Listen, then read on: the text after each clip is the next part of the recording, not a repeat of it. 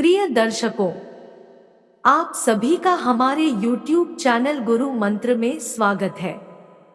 Video को अंत तक जरूर देखिए ताकि परिजन के मृत्यु के कुछ दिन बाद मुंडन से संबंधित रहस्य आपको मालूम हो सके।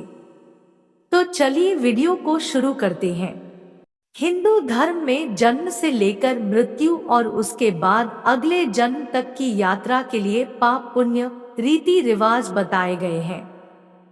परिजन की मृत्यु पर परिवार के लोग कुछ रीति रिवाज करते हैं ताकि मृतक की आत्मा को शांति और मुक्ति मिल सके।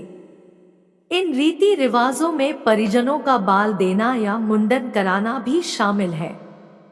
सिर मुंडवाने की इस प्रथा के पीछे गरुड़ पुराण में कुछ महत्वपूर्ण कारण बताए गए हैं।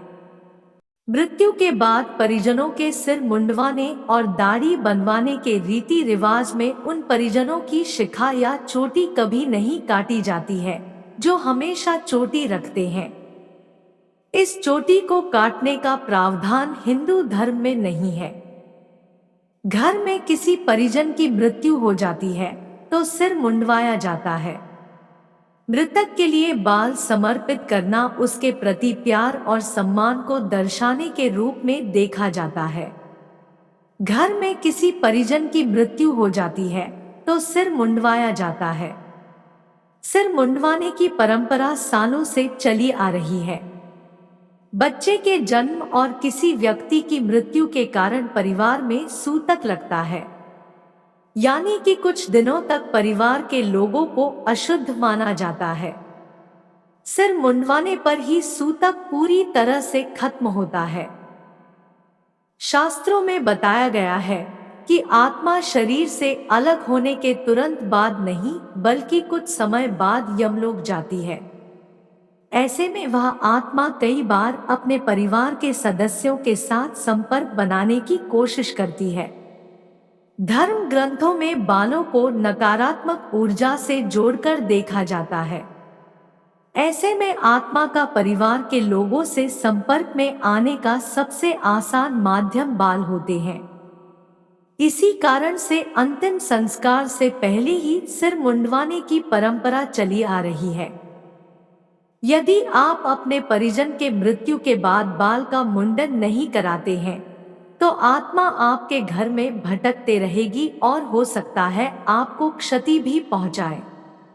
इसलिए किसी भी परिजन के मरने के बाद बाल का मुंडन जरूर कराएं।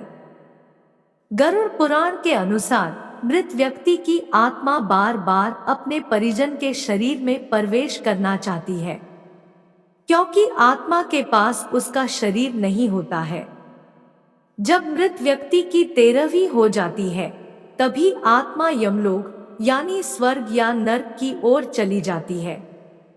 फिर उसके कर्म का हिसाब होता है। उसके बाद उस आत्मा का अगला जन्म के लिए आज्ञा मिलती है। जब आत्मा 13वीं तक अपने परिजन के घर में ही भ्रमण करती है तो उस समय इंसान के सिर के बाल के माध्यम से शरीर में प्रवेश करने की कोशिश करती है।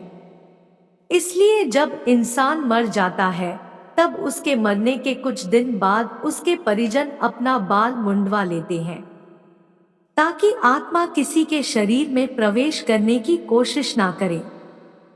हिंदू धर्म के अनुसार जब किसी व्यक्ति की मृत्यु हो जाती है तो उसके 10 दिनों के बाद उनके परिजन अपना बाल मुंडवा लेते हैं, जिसे हम 10वां कहते हैं। 13वीं को ब्राह्मण भोज होती है।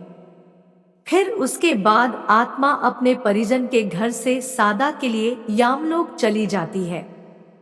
फिर उस आत्मा का अगला जन्म होता है। ऐसे ही ज्ञान से संबंधित वीडियो देखने के लिए चैनल को सब्सक्राइब जरूर कीजिए। आप सभी को धन्यवाद।